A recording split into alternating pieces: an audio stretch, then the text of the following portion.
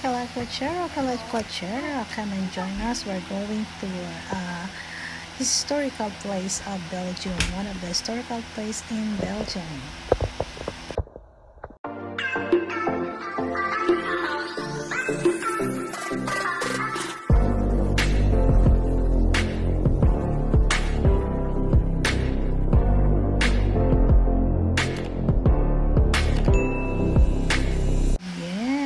Tama ang narinig nyo. We're going to one of the historical place in Belgium, and that's here in Bastogne.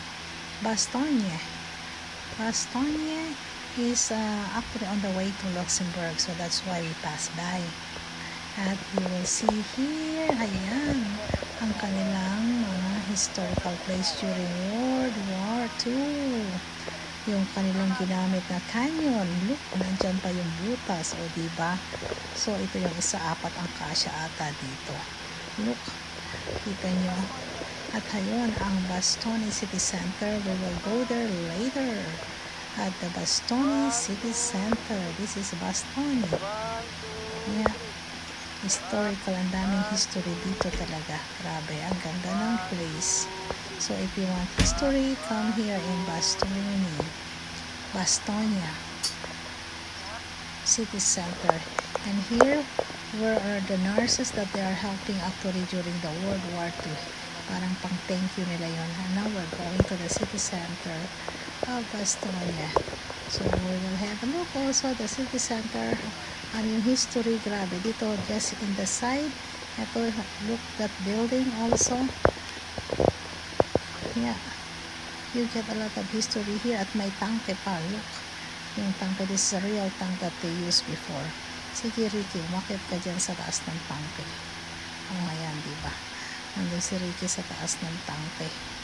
Sige, iputok mo na yan. Ayan. Nasaan yung ano yung big dynamite? Ang galing, ano? Ang laki-laki ng tangke, diba? So, ito yung tangke na ginamit nila during World War II. So, look at the tank. Ayan, ang laki ng tangke. Ganito pala yun. Super nakaka-amaze. It's really amazing. Oh, masagasaan ka ng tangke dyan. So, picture muna sa tangke. Ayan. Pose kayo dyan sa tangke. At ito yung isang general during World War II. So, ayun si tangke. Andyan ako sa tangke. O, diba? Posing. This is actually here in the city center. Bastogne. Yes. So, you will see here in the city center immediately the tank. Yung tangke na to. The center. Nice center actually. At maganda ang history. So, you can read the history over here. I don't need to tell you guys.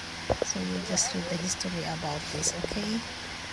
Yeah, at yung bala na tumama sa tangke na to. And here in the surrounding, actually, you will see also they have a beautiful hotel, restaurant, at meron pa silang train na restaurant behind Ricky, as you see. Trainer, para siyang train, but it's a restaurant. So, this street is really full of history. So, if you walk here actually along the street, you will see the history of Bastogne. You can read a lot of things over here about how is the history from Bastogne before. Thank you guys for watching. Thank you.